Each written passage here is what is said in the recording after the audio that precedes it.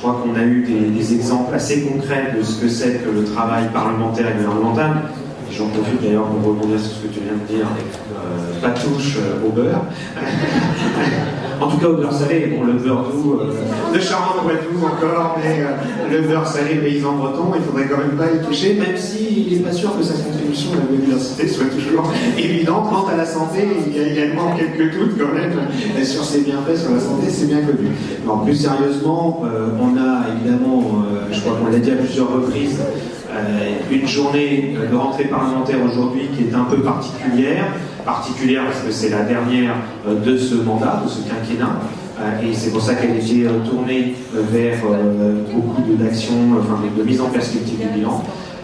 Particulière aussi parce qu'il n'y en avait pas eu l'an dernier, et on sait pourquoi. Il y avait eu une tension de fait, le ELV était en voie d'explosion à l'époque, et ça avait des conséquences directes, c'est logique, sur la vie parlementaire. Et par ailleurs, c'est aussi une journée particulière, puisque on est à la fois dans un nouveau groupe, le groupe socialiste, écologiste et républicain, ce qu'on assume pleinement. Je l'ai dit tout à l'heure devant quelques journalistes, en plus cette appellation qui a été trouvée en commun, parce qu'avant le groupe ne s'appelait pas comme ça, elle nous convient bien, d'abord parce qu'elle affirme clairement notre existence, notre autonomie d'écologiste, et je crois que vous avez pu voir ces derniers mois, et ce sera encore vérifiable dans les mois qui viennent, que les députés écologistes, ils sont libres et autonomes dans leur vote, dans leur prise de position, dans leur mode d'expression, que ce soit dans les interventions, les amendements, les propositions de loi, on en fera jusqu'à la fin du mandat. C'est aussi cette synthèse qui est celle de notre majorité. En tout cas, c'est ce qu'on tente en permanence de faire et qu'on doit faire jusqu'au bout, la synthèse entre le social, l'écologie et sous l'égide de la République. Et donc cette appellation, y compris socialiste, écologiste et républicain, elle peut paraître des fois un peu désuète, mais finalement, ces derniers mois, ces dernières années, on peut se dire que la réaffirmation de ce que sont les valeurs républicaines, parce que c'est pas la République comme une théorie, c'est pas simplement le fronton de nos bâtiments, c'est à faire vivre. Et plus que jamais, c'est un combat à mener. On le mène également pleinement en tant que député de cette majorité. Sur le travail parlementaire, on a eu quelques aperçus. On fera un bilan d'ailleurs des 5 ans. Moi, je tiens à le rappeler, je le dis devant les collègues députés, mais surtout pour les autres. En plus, on peut l'affirmer sans risquer d'être démenti parce que c'est vérifiable. Les députés écologistes sont parmi les plus travailleurs de l'Assemblée nationale. Dans cette période, il est bon ton souvent de dire, comme on aurait pu dire, le président préside, le gouvernement gouverne et le Parlement parle. Eh bien non, le Parlement ne se contente pas de parler. Les députés écologistes sont parmi ceux qui interviennent le plus. Tous les dispositifs aujourd'hui qui existent sur Internet le démontrent. Qui sont ceux qui déposent le plus d'amendements et, chose qui est tout de même importante, qui en font adopter le plus. Parce que c'est bien joli de déposer des amendements et au bout de 5 ans, on peut le dire, en toute franchise, on peut en avoir un certain stock et on voit bien qu'un certain nombre de collègues, vous arrivez nous-mêmes, ressortent du tiroir, en tout cas de la mémoire informatique, des amendements qui sont en stock, mais c'est pas dans le but de les faire adopter, alors que nous, c'est quand même toujours notre but et on y arrive. Et pourquoi on y arrive? Parce qu'on est dans cet état d'esprit de dialogue à l'intérieur d'une majorité. De même, on peut le dire, alors, je ne crois pas que tu l'as précisé, l'écologie, les questions écologiques, les projets de loi, eh bien, sont été plutôt des projets de loi de rassemblement. On a souvent tendance à dire, et beaucoup de nos collègues pourraient être encore tentés de dire, y compris dans la majorité, oh là là là, les questions écologiques, en gros, si on était trivial, un peu grossier, c'est des sources d'emmerde. C'est des gens qui vont s'opposer, etc. Et ça divise. Et en réalité, quand on est dans le concret, oui, il y a des débats, oui, c'est pas facile, mais on a réussi à rassembler. La loi sur la biodiversité, elle a été adoptée à une large majorité, puisque si j'ai bonne mémoire, elle a été adoptée par la gauche, vraiment dans toutes ses sensibilités, du groupe de gauche qui est depuis le début du mandat dans l'opposition, on peut dire, aux députés écologistes dans leurs diverses sensibilités, même si certains ont eu un peu de mal à appuyer sur le bouton au moment d'appuyer sur le bouton, lever la main au moment de lever la main, et certaines surtout, et les députés socialistes également, là aussi dans toute leur diversité, et Dieu sait si elle est grande. La loi sur la transition énergétique avait également été adoptée, alors non pas par le groupe Front de Gauche, là c'est pas vraiment une surprise, c'est bon de le rappeler d'ailleurs, mais par l'ensemble du groupe socialiste, là aussi dans toute sa diversité.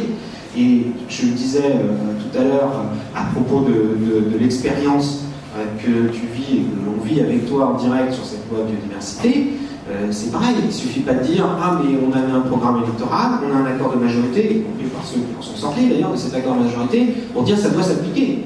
Et donc tout le monde doit voter comme un seul homme. Parce que si on demandait à chaque député socialiste, par exemple, de voter en conscience, comme certains revendiquent souvent, de dire « Ah, mais moi je ne vote qu'en conscience », bien évidemment, il n'aurait pas voté la loi de transition énergétique.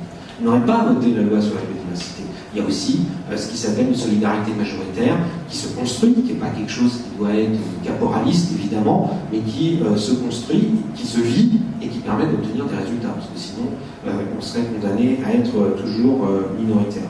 Bon, vous le savez, aussi la différence par rapport aux autres années pour ce qui nous concerne à l'Assemblée, c'est qu'il n'y a plus de groupe écologiste en tant que tel, parce que, et nous on ne ressasse pas ça, mais on tient aussi à le dire chaque fois que l'on nous demande, ça a été une clarification par rapport à une situation qui était devenue intenable politiquement, puisque un certain nombre de collègues ne voulaient plus, n'acceptaient plus la diversité d'expression. C'est un comble d'ailleurs, parce qu'ils demandent ça, ils valorisaient au sein du groupe socialiste le fait qu'il y ait, ils poussaient même en disant sortez, vive les frondeurs, mais alors au sein du groupe écologiste, il aurait fallu qu'il n'y ait qu'une seule ligne définie par le parti. On avait l'impression d'en être revenu quasiment à une conception léniniste du parti, du fonctionnement parti, groupe parlementaire, qui était impossible compte tenu de la diversité qui existait et en plus de la conviction qui est la nôtre que notre façon de faire,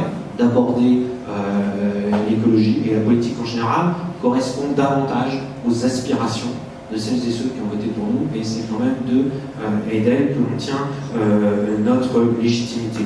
C'est aussi le choix de l'ancrage durable dans les institutions. Et moi, je veux le dire, puisque cette année est aussi particulière, puisqu'on est dans une année préélectorale.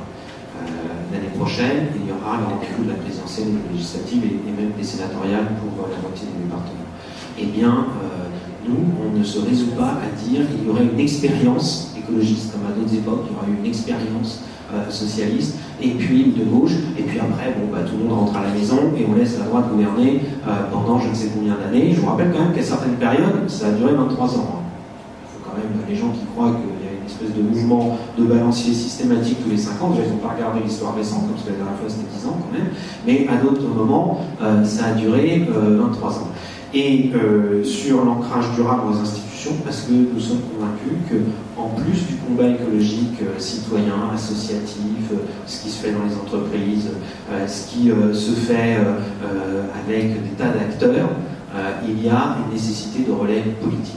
Et que ce relais politique, il existe, en tout cas dans un certain nombre de collectivités locales, au niveau municipal, au niveau régional, moins malheureusement au niveau départemental, et pour cause. Là aussi, c'est des choix qui ont été faits au moment des élections départementales. Et pourquoi n'existerait-il pas, ou ne se donnerait donc pas les moyens qu'il existe durablement à l'Assemblée nationale, au Sénat et au gouvernement? Nous faisons ce choix, je sais bien, parce que vont le dire certains, ils le diraient sans doute pas dans cette salle, et ils vont l'écrire sur Twitter si jamais mes propos sont retranscrits. Ils l'ont déjà dit 100 fois, 1000 fois, ah c'est pour les postes, la soupe est bonne, etc. Mais comment fait-on pour faire avancer les choses s'il n'y a pas des gens qui prennent des responsabilités? Et nous, on n'a qu'un seul souhait, c'est que demain, disaient les journalistes ce midi, on soit plus nombreux, qu'il y ait plus de personnes qui puissent défendre les idées. C'est pas pour nous spécialement, c'est comme nos idées, on n'a qu'un seul choix, c'est qu'elles soient reprises par d'autres. Les gens disent on a peur d'être récupérés. Ben non, surtout quand on est une force minoritaire au départ, il faut souhaiter que ce soit partagé plus largement. Moi je voudrais là, sur ces dernières périodes écoulées, saluer particulièrement Véronique, parce que tu as assumé, maintenant tu assumes la vice-présidence du groupe nouveau que nous avons créé, alors qu'avant tu as dû subir, il faut bien le dire, à tour de rôle, hein, nous avons subi, mais tu étais la cible la plus forte il y a quelques mois d'attaques personnelles qui sont insupportables, et donc le fait d'avoir tenu bon, et d'une manière plus générale, mais tu en es sans doute aussi un peu un symbole, nous sommes fiers de dire que les députés écologistes, je pense que c'est pareil d'ailleurs pour nos collègues sénateurs, nous ne sommes pas en effet tous issus du même moule, ni du même moule écolo, parce qu'il y a peut-être un moule écolo, je ne sais pas lequel d'ailleurs, mais ni du moule de la vie politique française. Parce qu'il faut bien le dire, l'Assemblée nationale, elle n'est pas toujours d'une grande diversité politique, en tout cas elle ne correspond pas toujours à la diversité politique des Français, dans les mêmes rapports de force, et non plus dans la diversité sociologique. Et moi je l'avais dit en 2012 quand on avait été élu, et on peut le confirmer, les uns et les autres, nous avons des parcours différents, et nous avons plutôt contribué modestement à introduire de la diversité sociologique d'origine dans l'Assemblée nationale. Sur le bilan, pourquoi on s'y est un peu attardé ? Parce que on entend bien depuis maintenant des mois, quand c'est pas des années, qu'il y a une entreprise, de même qu'il y avait eu une entreprise assez systématique et préméditée pour faire exploser le groupe écologiste. Il y a une entreprise, je ne sais pas si elle est préméditée, je ne sais pas si elle est concertée, mais ce qui est sûr, c'est qu'elle est systématique, de dénigrement de ce qui a été fait depuis 2012. Alors, de la part de la droite, ça ne nous étonne pas. Et d'ailleurs, il faut quand même toujours se souvenir, les gens qui croient que les avancées que nous avons fait voter, elles sont normales, elles vont de soi. Si on prend par exemple, tu en as parlé Véronique ce matin, la loi sur le mariage, dite loi du mariage pour tous. Aujourd'hui, on dit bah oui, mais ça c'est normal, c'était à votre programme ça. 1 million de personnes dans la rue. C'est cette loi qui a mis le plus de monde dans la rue. D'ailleurs au passage, certains qui demandent à chaque fois qu'il y a du monde dans la rue qu'on retire les projets, si on les avait suivis, on aurait retiré aussi ce projet-là. Mais même si on dit ah oui c'était à notre programme et c'est un, oui, ça ne se fait jamais comme une lettre à la poste. Les oppositions, elles existent en France, même si elles sont minoritaires, elles savent se faire entendre. La taxe poids lourd avec les bonnets rouges.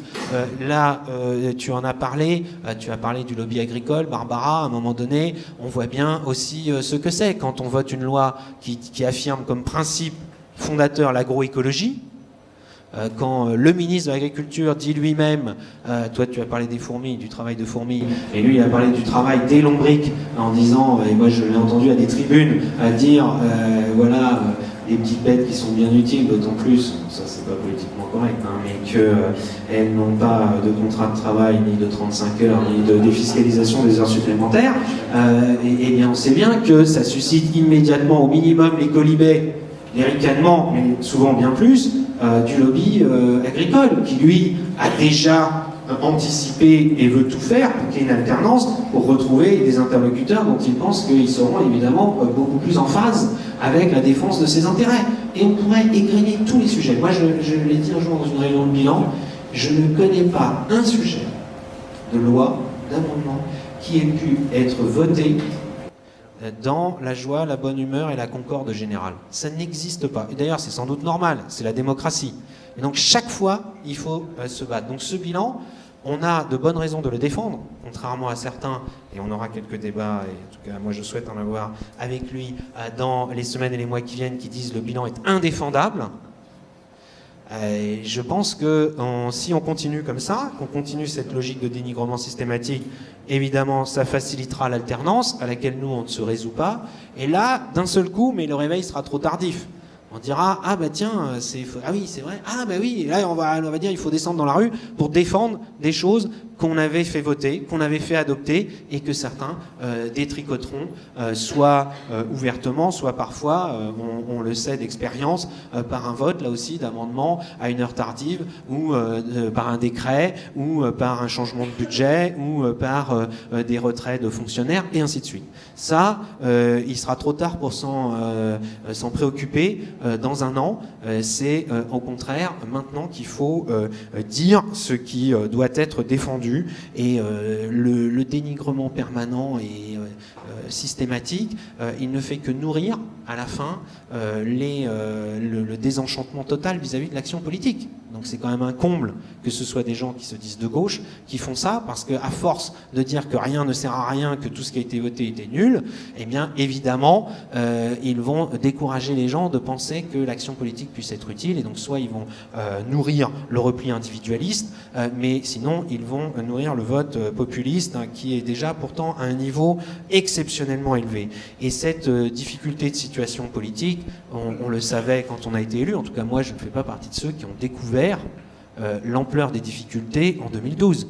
Moi alors c'est peut-être parce que j'étais député, c'est peut-être parce que j'étais à la commission des finances, mais la situation catastrophique des finances publiques, on savait, et toutes les études qui ont été faites, les audits de la Cour des comptes, etc., n'ont fait que le confirmer en 2012. Est-ce qu'il fallait à ce moment-là dire « Ah ben c'est pas notre problème, c'est Sarkozy qui a fait ça ». Quand on gouverne, quand on s'occupe des affaires publiques, on doit assumer y compris les conneries des autres avant, et on doit prendre les mesures pour que on ne soit pas à la dérive complète, et donc dans l'incapacité d'agir, soit de quitter le pouvoir, soit de ne plus pouvoir rien faire. Ce qu'on a fait sur les finances publiques, c'est pas très populaire. C'est pas ça qui va nous faire réélire, on le sait bien. Hein, augmenter les impôts et baisser les dépenses, c'est pas quelque chose qui rend populaire. Mais si on l'a fait, c'est parce que on voulait préserver les capacités d'action sur un certain nombre de priorités politiques. Et en plus, on l'a fait. On peut quand même ça, en revanche, le revendiquer clairement, parce que le programme de la droite aujourd'hui qui apparaît de plus en plus montre la différence, sans toucher ni à la protection sociale.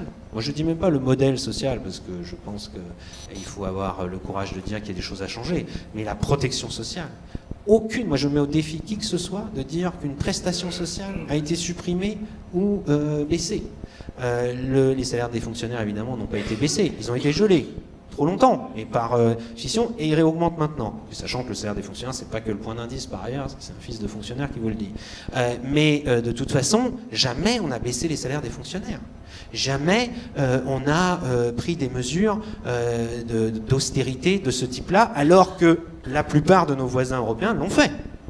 Et que si vous entendez bien ce que disent les gens de droite, et d'autres éditorialistes, ils disent qu'il serait temps que la France prenne les mesures que tous les voisins européens ont prises. Oui, moi je connais un peu l'Irlande, par exemple. Si vous savez ce qui s'est fait en Irlande, ils ont redressé les finances publiques, mais c'est pas avec le même régime. L'Espagne, à côté de nous, c'est pareil. Donc il faut là-dessus le rappeler. Ce qu'on a fait sur les entreprises, moi je l'assume. Le fait que la situation économique, macroéconomique globale des entreprises, la marge des entreprises, ah oui, c'est peut-être un gros mot pour certains, mais sans marge, pas d'investissement, les entreprises n'investissent plus. Or, si elles n'investissent plus, elles ne font pas la moindre transition, ni des transitions technologiques, encore moins des transitions écologiques.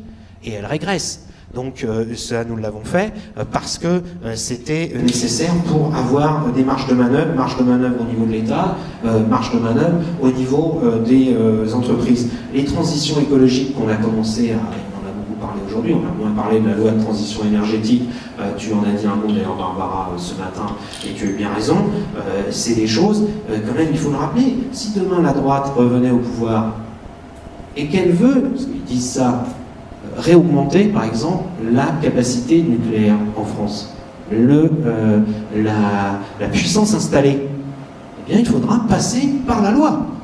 Il faudra donc repasser devant le Parlement. Alors que je vous rappelle quand même que quand, il y a 40 ans, on n'était pas tous là pour le voir, mais on l'a appris, le programme électronucléaire a été lancé, il n'y a pas eu une seule loi pour le faire.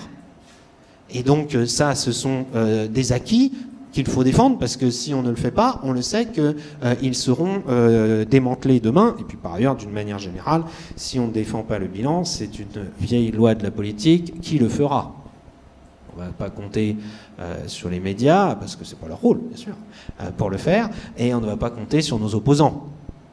Donc, comme en plus on ne peut même pas compter sur tous ceux qui sont dans la majorité, il va falloir sans doute le faire pour deux sur un certain nombre de sujets. Nous sommes clairs. Nous assumons aussi, et Bernard Cazeneuve était là ce matin, et moi j'étais bien content qu'il ait accepté, c'était pas évident, notre invitation, parce que sur la politique de sécurité, et on peut en parler, Christophe Cavard et moi, puisqu'on est beaucoup intervenus à l'Assemblée sur ces sujets, et Christophe bien fait de le redire, à l'époque on n'a pas fait des tambours et des trompettes autour de la commission d'enquête qu'on avait lancée suite au dysfonctionnement. Je me souviens très bien, c'était ça qui était dans l'exposé des motifs, les dysfonctionnements constatés dans l'affaire Mera, à la demande, à l'époque, de certains membres de familles de victimes et d'avocats. Nous avons lancé cette commission d'enquête. Eh bien, c'était à l'automne 2012. Tu as rendu le rapport avec Jean-Jacques Urvoas en 2013. Donc, on était très loin encore des attentats de Charlie Hebdo. On s'en targue pas, on n'a pas la prétention d'avoir eu une prescience, etc.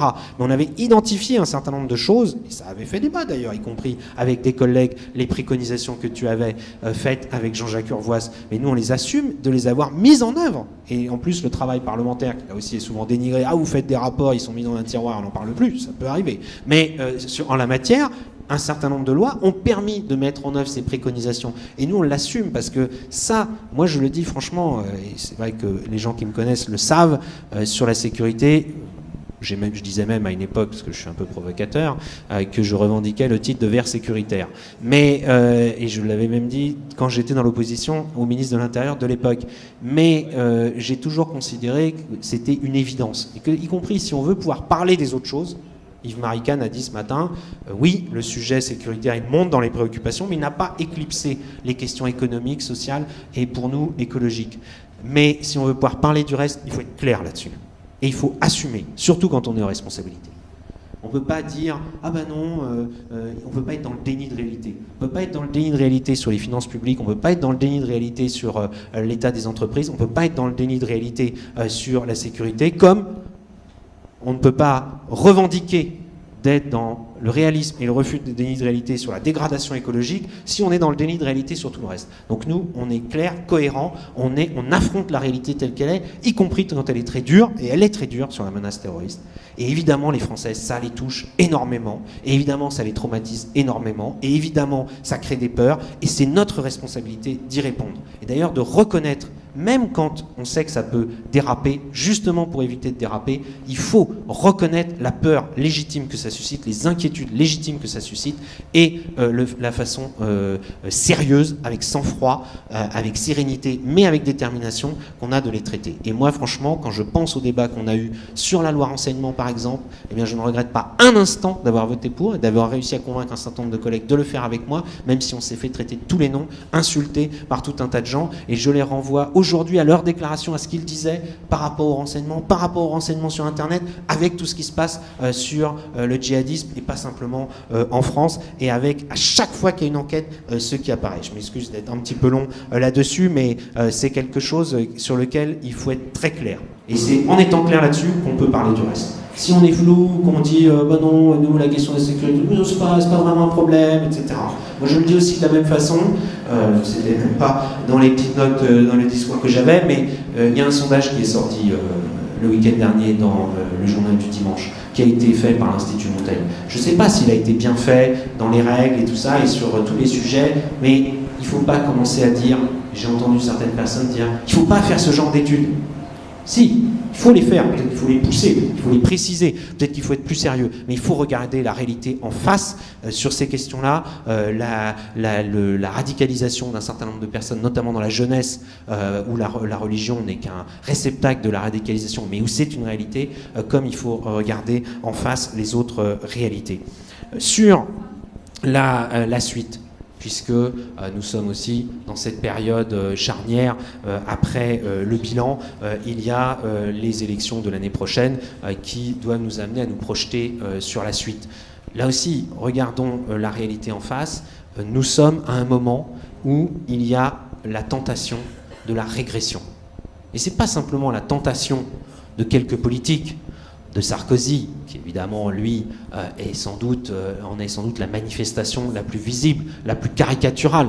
Son histoire de nos ancêtres les Gaulois, je me suis demandé, je m'excuse de faire cette pointe d'humour là-dessus, mais je trouve que ça en mérite, je me demandais ce que sa petite fille de 5 ans, parce que moi j'ai un petit garçon de 5 ans, allait lui demander à la maison. Que, je sais pas, il demandait, mais papa, maman, c'est de quel côté que mes ancêtres sont gaulois, ils sont tous gaulois, qu'est-ce que ça veut dire, etc.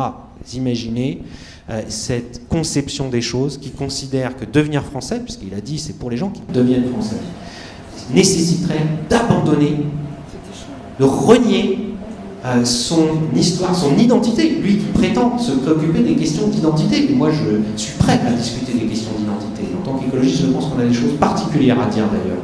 J'y reviendrai. Et comment peut-on avoir une vision aussi simpliste et régressive? Et c'est la même chose, Paul Molac n'est plus là pour le dire, mais je crois que c'est aussi ce qu'il a voulu dire ce matin, qu'on vit sur les identités régionales.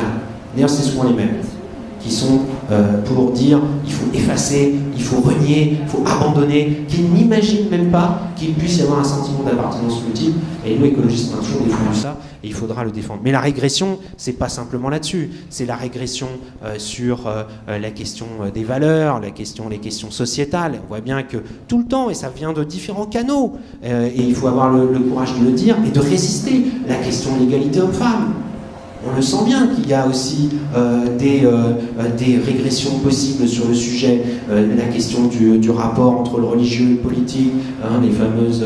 oui, est-ce que dans ce qui fait une société, ce sont les lois de Dieu, ou est-ce que ce sont les lois des hommes délibérées collectivement, démocratiquement, dans un parlement, nous qui sommes parlementaires, votées, débattues, être remises en cause? Et puis les lois religieuses, s'il y a des gens qui veulent s'y conformer à titre privé et personnel, c'est leur droit, tant que ça ne porte pas atteinte aux libertés des autres, mais il y a la supériorité, nous le réaffirmerons toujours, des lois débattues collectivement, démocratiques, la loi des hommes et des femmes par rapport à la loi du... Ça, il faudra le dire aussi parce qu'on le sait que là aussi, il y a une tentation de régression qui est extrêmement forte. La question écologique est évidemment... là, maintenant, elle apparaît plus nettement. Moi, j'ai pensé, je vous le dis franchement, que dans la primaire de droite, ils ne parlaient pas d'écologie. Parce qu'au début, ils n'en parlaient pas. Même Nathalie Kosciusko-Morizet, je crois qu'elle n'ose plus en parler. Depuis qu'elle était candidate à la mairie de Paris, j'ai l'impression qu'elle s'est dit « Ah, à droite, c'est pas un truc qui marche, donc il vaut mieux que je parle d'autre chose. » Bon. Alain Juppé, du bout des lèvres, il dit peut-être, de temps en temps, COP21 compatible, je crois, il dit de temps en temps des trucs comme ça, mais il ne le dit pas très fort. Et Sarkozy, rendons-lui au moins grâce de sa franchise, lui, il en a parlé. Il en a parlé dans son bouquin, Tout pour la France. Je croyais qu'à une époque, c'était la France pour tous. Moi, je préférais la France pour tous, d'ailleurs. Mais bon, c'est une parenthèse, et surtout en ces moments où l'ancien président Chirac est dans un moment douloureux, on peut avoir cette petite pensée pour lui. Mais dans son bouquin Tout pour la France, je vous incite à aller le regarder si vous ne l'avez pas déjà fait, les pages, vous n'êtes pas obligé de tout lire. Les pages 102, 103, 104. 102, 103, 104, alors là, ça vaut son pesant d'or sur l'écologie. Bon, d'abord, on passe d'une remarque vraiment... c'est même pas du café du commerce, je pense que c'est de meilleure qualité au café du commerce, à des choses qui quand même au passage, là sont des vrais sujets politiques. Suppression du principe de précaution de la Constitution. Je parlais de Jacques Chirac à l'instant, c'est sous Jacques Chirac que ça a été voté. C'était Nathalie Kosciusko-Morizet qui était rapporteure. Mais il veut revenir là-dessus. Mais c'est pas une manœuvre isolée, c'est pas une lubie isolée de Sarkozy. D'abord, il y en a d'autres. Le maire le dit moins franchement, mais il le propose aussi. Et nous, on le sait à l'Assemblée nationale, Fillon aussi. Il y a des députés qui ont proposé, ont fait des propositions de loi là-dessus. Accoyer, qui est un ancien président de l'Assemblée, premier soutien de Fillon, il fait régulièrement des propositions de loi là-dessus. Sur la COP21, ça a été la chose, évidemment, la plus extravagante de Sarkozy, mais ça en dit long. Et c'est pas quelque chose de franco-français. Là aussi, ne croyons pas que nous sommes simplement parce que Sarkozy serait une anomalie française. C'est que la tentation de la régression, elle est partout chez nos voisins européens, dans le monde, et sur le climat, si on regarde ce que dit Trump, parce que lui, Trump, il a carrément plus loin, il propose de rouvrir des centrales à charbon. Dans la course à la démagogie sur une partie de l'électorat américain, il en est là. Et donc, il faut absolument... Alors que les citoyens, en plus, aujourd'hui, ont fait leur prise de conscience sur ces questions-là, sont convaincus de la nécessité d'agir, qu'il n'y ait pas une régression politique. Sur la question de l'Europe, la régression, c'est le Brexit. Le Brexit, c'est la première fois, voilà, ça y est, un pays qui sort de l'Europe. Quand il y a eu la Grèce, c'était il y a un an. Les gens ont complètement oublié, d'ailleurs. Nous, on a eu des débats, assez vifs, d'ailleurs, entre députés écologistes. On s'était pourtant tous mis d'accord pour dire on demande que la solidarité européenne joue pour que la Grèce reste dans l'Union économique et monétaire, reste dans l'euro. C'était un choix, y compris, c'était un débat de politique économique, entre économistes, entre politiques. Nous, on a dit c'est ça notre objectif prioritaire. Il y a eu un accord qui a été trouvé, douloureux. Les Grecs, contrairement aux Britanniques, eux, ils ne voulaient pas sortir de l'Union européenne. Ils voulaient y rester. D'ailleurs, leur référendum, c'était rester dans l'Union européenne. Et il y avait une menace de dislocation. Ça aurait pu être le premier signal de dislocation et de régression au niveau de la Commission de l'Union européenne. C'était la Grèce il y a un an. Eh bien, là, finalement, un accord a été trouvé et les Grecs y compris nous demandaient de le ratifier, et là d'un seul coup d'ailleurs les professionnels de l'irresponsabilité, de l'incapacité à assumer leurs responsabilités, y compris ceux qui avaient demandé un vote et disaient qu'ils ne voulaient plus prendre part au vote, etc. Je vous passe les détails de des méandres de leur pensée, mais ce qui est sûr c'est que nous on a voté. Moi je me souviens avoir appelé un collègue vert allemand, je lui ai dit qu'est-ce que vous allez faire, voilà, d'avoir ces échanges européens, et on l'a fait, et aujourd'hui même si ça reste très très dur pour la Grèce et qu'elle subit toujours les mesures d'austérité lourdement, en revanche la solidarité financière a fini par jouer, alors qu'à l'époque c'était des dirigeants européens, Schäuble, allemands, un finlandais, etc., qui disaient il n'y a qu'à les virer, la fameuse Europe du Club Med, comme ils disent de façon méprisante, ou des cueilleurs d'olives, eh bien il faut les virer. Et ils ne sont pas sérieux, on les vire. Ils ont été maintenus et bénéficient aujourd'hui des taux d'intérêt beaucoup plus bas que s'ils étaient partis tout seuls. Le Brexit, eux, c'est les citoyens britanniques qui l'ont voté. Il faut en prendre conscience. Là aussi, la régression, c'est pas simplement le fait de quelques dirigeants politiques irresponsables. Il y en a, manifestement. Y compris un qui a été récompensé en devenant ministre des Affaires étrangères. C'est un comble. Mais c'est la tentation de la régression. Il va falloir se battre, parce que moi je le dis, et ça fera transition avec ma conclusion sur la primaire. Dans la primaire, il va falloir défendre l'idée européenne. Puis ensuite, dans la présidentielle, il faudra la défendre. Nous croyons à l'utilité pour la France, malgré tous les défauts de la construction européenne et les réorientations nécessaires, qu'il vaut mieux être partie prenante et que la France continue à participer à la construction européenne que de sortir. Mais là aussi, attention, le Front National, Marine Le Pen se sent pousser des ailes sur cette question depuis le Brexit. Elle a d'ailleurs décalé sa position. Avant, elle était sur un référendum sur l'euro, maintenant, elle est un référendum de sortie de l'Union européenne. Et attention, elle n'est pas la seule. Nous avons eu la surprise d'entendre à l'Assemblée nationale, à la tribune de l'Assemblée nationale, plusieurs leaders de droite dire qu'il fallait peut-être envisager un référendum en France. Wauquiez, on va dire que ça n'étonne pas grand monde, même si à l'origine il était censé être le successeur de Jacques Barrot. Le maire qui intervenait là-dessus. Sarkozy dit qu'il faut revoir les traités. Et puis, plus près de nous, si on peut dire, Arnaud Montebourg, je sais pas, ça n'a pas tellement été relevé, mais dans son discours de Franche-Amboise, de déclaration de candidature, il dit « Je veux un mandat », il y a une grande formule, un mandat irréfragable, et il dit, alors vous allez vérifier la définition dans le dictionnaire, donc irréfragable, et son mandat irréfragable, c'est pour dire « J'irai devant les collègues européens, si jamais il était élu président, pour leur dire maintenant, vous révisez les traités, sinon on sort ». Et sans référendum. Alors lui, c'est le pompon parce qu'il dit je ne veux pas faire comme les Grecs, on ne fera même pas de référendum, ce sera mon élection à moi qui vaudra un référendum, et sinon on sort, on dénonce les traités européens, on en sort. Voilà où on en est.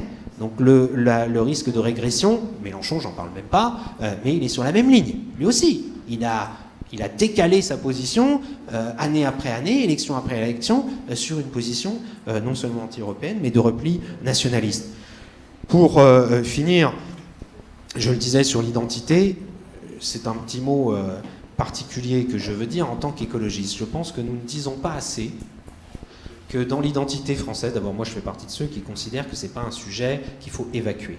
Nous avons tort, à gauche, trop souvent, de laisser ce sujet à la droite et à l'extrême droite, parce qu'on trouve que c'est explosif, alors on dit bon, vaut mieux pas en parler, résultat, eux ils y vont avec, comme avait dit Sarkozy quand il était président, il avait dit le débat sur l'identité nationale, je veux que ce soit du gros rouge qui tâche. Il était président de la République, mais il avait dit voilà, je veux que ce soit du gros rouge qui tâche. Ça c'est sûr, il n'a pas peur de faire des tâches. Du rouge, il n'en boit pas a priori, mais les tâches, il n'a pas peur d'en faire. Eh bien, nous, je pense que nous avons des choses à dire, je l'ai dit, sur la République, les valeurs républicaines. Oui, c'est ça aussi une certaine idée de la France. C'était De Gaulle qui disait ça, mais c'est pas abstrait. C'est des valeurs, et aujourd'hui le combat pour les valeurs. Moi je dis le combat pour les valeurs. Il faut mener un combat pour les valeurs. Il est extrêmement fort devant nous, et ce combat il est politique, mais il est aussi éducatif. On était avec Christophe hier à parler éducateur par rapport à la radicalisation. Il est à l'école, évidemment, et là aussi on a vu que les régressions, souvenez-vous, tout le pataquès, Barbara s'en souvient bien parce qu'elle était membre de la commission des affaires éducatives et culturelles à l'Assemblée à ce moment-là, sur la politique menée dans les écoles, au point que des parents, chauffés à blanc par certains milieux associatifs et politiques, avaient retiré leurs enfants des écoles. Là aussi, c'est la première fois sans doute depuis le début de l'école publique que des gens allaient jusque-là. Et malheureusement, des parents, y compris peut-être certains de bonne foi, ont suivi ce mot d'ordre.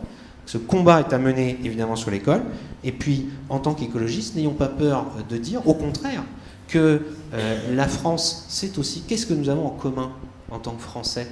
C'est d'appartenir au même territoire et d'être attaché à ce territoire. Et ce territoire, c'est une richesse naturelle. Je pense que toi, en tant que secrétaire d'État à la biodiversité, et que tu fais un tour de France sans doute plus approfondi que tu ne le faisais avant en tant que députée ou en tant que simple citoyenne, tu as l'occasion de le mesurer, qui est d'une richesse extrême. Sans doute, et sans chauvinisme particulier, si jamais j'en faisais trop, vous me rappelleriez alors, parce que ça peut être une tendance chez moi, le plus riche et le plus divers d'Europe. La France, c'est une façade atlantique, ça a une façade sur la mer du Nord. Il paraît d'ailleurs qu'en Europe, il y a des pays qui disent on va créer le club de la mer du Nord et de la Baltique. Bon, alors nous, on pourrait en faire partie, puisqu'on a, mais ils disent c'est par opposition au club de la Méditerranée. Alors nous, on en fait partie aussi. On fait partie du bassin méditerranéen et c'est quelque chose d'extrêmement fort. D'ailleurs, Sarkozy, à l'époque, avait eu une bonne idée, c'était l'Union pour la Méditerranée, qu'il avait complètement abandonnée. Nous avons aussi, évidemment, les montagnes, les plaines, les littoraux, etc. Une très grande diversité, la ville, la campagne. Et derrière ça, il y a la diversité naturelle, la biodiversité. Nous l'avons en commun, nous l'avons en partage, c'est un bien commun, c'est quelque chose qui ne coûte pas d'en profiter, et que tous les Français, qu'ils soient nés ici de parents qui sont eux-mêmes nés ici, et ainsi de suite, ou qu'ils soient arrivés depuis quelques années seulement, peuvent partager et que nous devons défendre, et qui montre aussi qu'en la matière, la logique des frontières est absurde, puisque évidemment, il n'y a pas de frontières en Méditerranée. S'il y a de la pollution en Italie, il y en aura en France. S'il y a des loups qui viennent d'Italie, ils finiront par venir en France, et ainsi de suite. Et on pourrait multiplier les exemples, évidemment, sur le réchauffement climatique, évidemment sur la pollution de l'air, et ainsi de suite. Voilà, on pourrait en parler longtemps, mais ça montre notre détermination à défendre l'écologie dans le débat politique, parlementaire, dans le débat politique en général. Vous le faites au gouvernement maintenant, et tant mieux, parce que ça n'était plus fait auparavant, dans le débat qui va venir de la présidentielle. Et nous avons décidé de participer à la primaire, nous avons défendu l'idée de la primaire, parce que c'est ce qui permet d'avoir ce débat.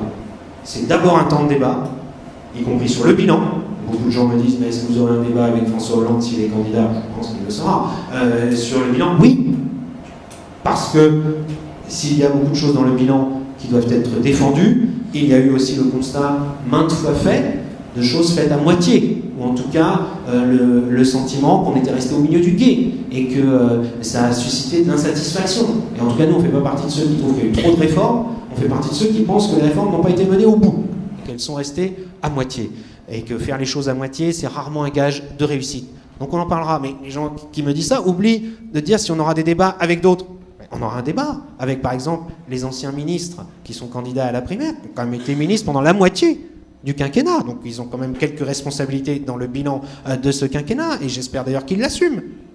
Et notamment Arnaud Montebourg, je l'ai dit tout à l'heure, parce que sur les questions européennes, sur les questions économiques, j'ai un peu l'impression d'entendre Jean-Pierre Chevènement dans les années 70. Bon, c'est quand même la nationalisation des banques. Si c'était ça qui allait ramener la prospérité et le développement en France, il faudrait en reparler à ceux qui ont vécu l'aventure du Crédit Lyonnais. Et puis sur les questions écologiques. Parce que alors, Arnaud Montebourg sur les questions écologiques, c'est quand même une histoire assez riche, mais plutôt riche d'opposition. Quand il était ministre, notamment. Et on a pu le vivre, et on a eu des échanges avec lui. Mais alors, c'était quand même vif. Il semble amorcer quelques virages, mais on va lui demander d'ailleurs quel est l'Arnaud Montebourg qui se présente, si c'est celui de 2011, celui de 2012, celui de 2014 ou celui de 2016. Parce qu'il faudra être clair dans cette primaire, et nous le serons pour défendre l'écologie et pour ensuite construire un rassemblement, parce que c'est à ça que ça sert aussi la primaire, bien sûr. Un rassemblement pour se rassembler autour d'un candidat qui permet d'éviter cette logique mortifère du morcellement à l'infini, de l'émiettement. Il n'y a pas de fatalité à l'émiettement à l'infini. Moi, je le dis aussi à Emmanuel Macron, par exemple. Il a une responsabilité. Lui aussi, il a été ministre pendant 2 ans. Les anciens ministres de l'économie, c'est toute une affaire dans cette majorité, dans ce quinquennat. Eh bien, qu'il vienne dans la primaire. Il a des idées à défendre, sans aucun doute. Et sur certains sujets, on sera peut-être d'accord. Sur d'autres, notamment l'écologie, on sera sans doute en profond désaccord quand il en parle. Mais qu'il vienne en parler dans la primaire. Parce que s'il alimente à son tour la logique du morcellement, On sait ce qui va se produire. Barbara le dit souvent en parlant de Nord-Pas-de-Calais, Picardie. D'ailleurs, elle nous disait, vous ne vous rendez pas compte ce que c'est Nord-Pas-de-Calais, Picardie. Ça m'est arrivé de lui dire, oui, mais tu ne te rends pas compte que c'est une anticipation de la France entière. Et il faut absolument, c'est notre responsabilité, chacun à notre niveau de le faire, aussi des électeurs d'ailleurs, et donc ça, la primaire le permettra, et c'est ce que j'y défendrai avec détermination. Cette primaire, elle aura lieu, notre candidature, elle ira au bout, et c'est ce qui nous permettra de développer l'écologie, au lieu de le faire tout seul dans son coin, de le développer dans un rassemblement plus large, de l'ancrer dans nos institutions. C'est notre projet, et pour ça, j'aurai besoin de vous toutes et de vous tous, et je vous en remercie par avance.